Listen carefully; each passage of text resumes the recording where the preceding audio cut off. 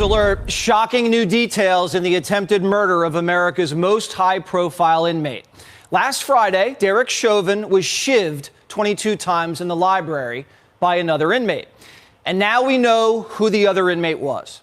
His name is John Turscak. Turscak led a faction of the Mexican Mafia in the Los Angeles area in the late 1990s, going by the nickname Stranger, according to court records.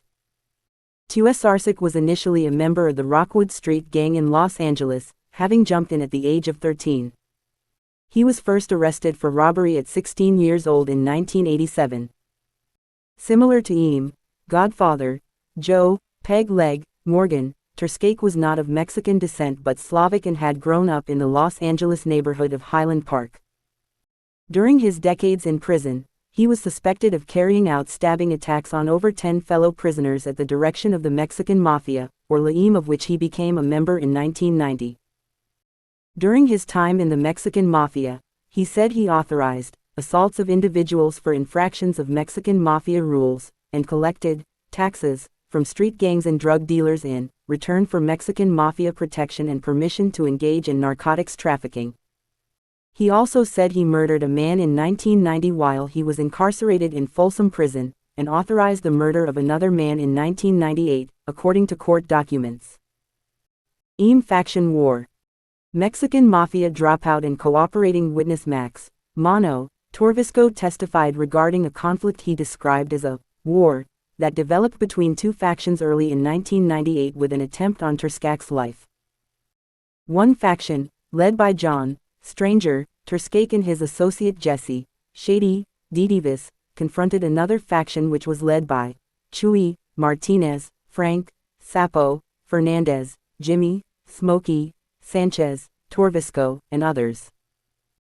The feud arose after Martinez, who already had territories in East Los Angeles, began moving into several other areas of the city and was considered to be getting too big by Turscak and others in the gang. A former member turned informant named Max Mono Torvisco would later tell the FBI, court records show.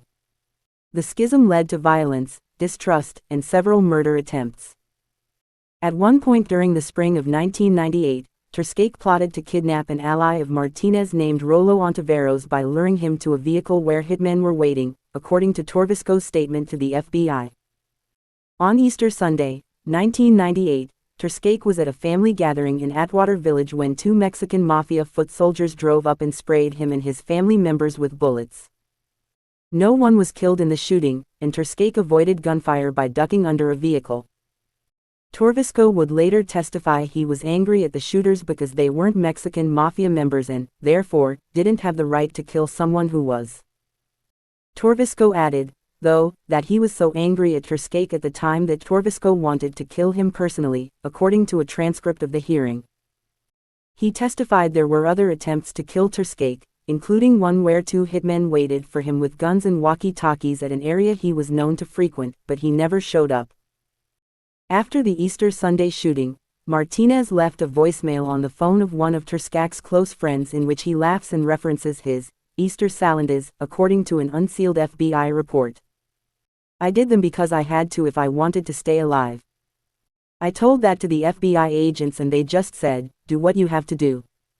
He was sentenced to 30 years in federal prison. He initially served his time in federal prison at USP Atlanta, but was removed from the general population and into the SHU for security reasons in 2002. He was attacked in 2003 by his cellmate. Turscak was attacked by his cellmate after paperwork confirming his government cooperation was widely distributed, he wrote in a lawsuit filed 2 years later. He wrote that he was housed in the same yard as a co-defendant who knew of his cooperation and that after being stabbed and spending a week in the hospital, no one tried to interview him, although I have expressed a desire to press criminal charges.